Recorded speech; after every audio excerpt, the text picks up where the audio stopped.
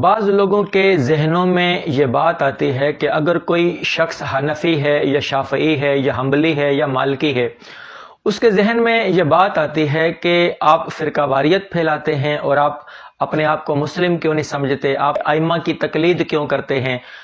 اب قرآن مجید میں جو حکم ہے، اللہ پاک نے فرمایا وَاعْتَصِمُوا بِحَبْلِ اللَّهِ جَمِيعًا وَلَا تَفَرَّقُوا، اللہ کی رسی کو مضبوطی سے تھامے رہو اور تفرقے میں نہ پڑو۔ اللہ کی رسی سے مراد اللہ کا دین ہے، حضور نبی کرم صلی اللہ علیہ وسلم کی ذات ہے یا شریعت ہے، تو یہ اللہ کے دین کو، اللہ کی رسی کو مضبوطی سے تھامے رہو اور تفرقے میں نہ پڑو۔ اب تفرقہ اور چیز ہے سمجھانے کی میں یہ جو کوشش کر رہا ہوں، اور مسلک اور چیز ہے۔ مسلک کہتے ہیں ایک راستے کو، آپ نے ایک منزل پر جانا ہے تو اس کے بہت سارے راستے ہیں، یہ راستہ بھی ہے وہ راستہ بھی ہے، تو کسی ایک راستے کو اپنانا۔ اور دوسری بات یہ ہے کہ مسلک کے اوپر جب ہم عمل کرتے ہیں، مثلا اگر میرا تعلق احناف سے ہے، امام اعظم ابو حنیفہ رحمۃ اللہ علیہ کے مسلک کے ساتھ اگر میری وابستگی ہے، تو فقہ حنفی کے اوپر عمل کرتے ہوئے، اس کو حق جانتے ہوئے اس پر عمل کریں، مگر اس کا مطلب یہ نہیں کہ ہم شافعی مذہب کو یا حنبلی مذہب کو یا مالکی مذہب کو اسلام سے خارج قرار دیں۔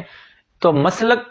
سے مطلب یہ ہو گیا کہ آپ ایک راستے پر چل رہے ہیں، مگر دوسرے نقطہ نظر رکھنے والوں کو آپ کافر نہیں کہہ رہے، انہیں دائرہ اسلام سے خارج نہیں کر رہے، اسے مسلک کہتے ہیں۔ اور فرقہ واریت یہ ہوتی ہے کہ آپ اپنے نقطہ نظر کو حق جانیں اور دوسرے کو کافر جانیں، دوسرے کو اسلام سے خارج جانیں۔ یہ جو نقطہ نظر ہوتا ہے، یہ جو وتیرہ ہوتا ہے، قرآن مجید نے مخالفت اس چیز کی ہے۔ اس لیے اللہ تبارک تعالیٰ نے فرمایا وَاعْتَصِمُوا بِحَبْلِ اللَّهِ جَمِيعًا وَلَا تَفَرَّقُوا۔ اب دیکھیں، یہ نہیں فرمایا کہ اللہ کی رسی کو مضبوطی سے تھامے رہو اور مسلک میں نہ پڑو اور مسلک نہ بناؤ، نہیں، فرمایا وَاعْتَصِمُوا بِحَبْلِ اللَّهِ جَمِيعًا وَلَا تَفَرَّقُوا، اللہ کی رسی کو مضبوطی سے تھامے رہو اور تفرقے میں نہ پڑو۔ تو تفرقے سے باز رہنے کی بات اس وجہ سے کی ہے کہ تفرقہ کا مطلب یہ ہے کہ اپنے نقطہ نظر کو درست سمجھنا اور دوسرے کو کافر سمجھنا، اس کو تفرقہ کہتے ہیں، اس کو فرقہ واریت کہتے ہیں۔ اور مسلک یہ ہوتا ہے کہ انسان ایک راستے پر چل رہا ہے، ایک امام کی اقتداء کر رہا ہے،